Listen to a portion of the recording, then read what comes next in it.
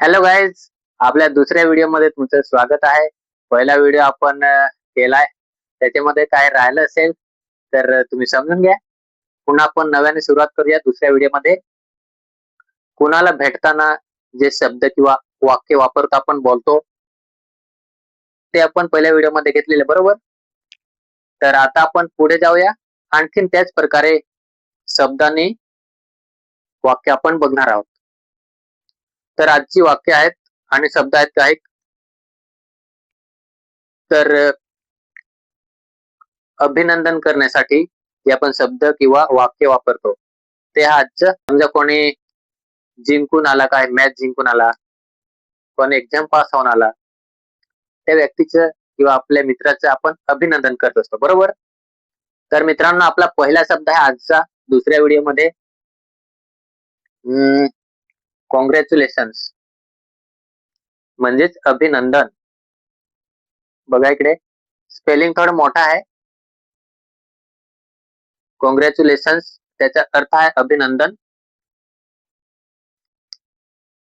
आपल्या मित्राचं लग्न असेल किंवा तो एखाद्या परीक्षेमध्ये यश मिळवून आलेला असेल, तर त्या ठिकाणी अभिनंदन करण्यासाठी हा शब्द आपण वापरतो किंवा आपण वापरावा.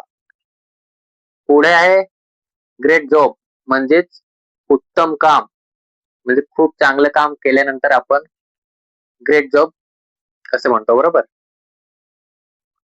पुढे आहे वेल डन. वेल डन म्हणजे खूप छान किंवा चांगलं काम केलंस, अशा पद्धतीने त्याचा अर्थ असतो वेल डन, खूप छान. आहे तसं तुम्ही लिहून घ्या. पुढचं वाक्य आहे मित्रांनो, कीप इट अप, असेच करत राहा. पुढचं वाक्य आहे मित्रांनो, I am proud of you, मला तुमचा अभिमान आहे. I am proud of you म्हणजेच मला तुमचा अभिमान आहे. तर पुढचे वाक्य घेऊया आपण,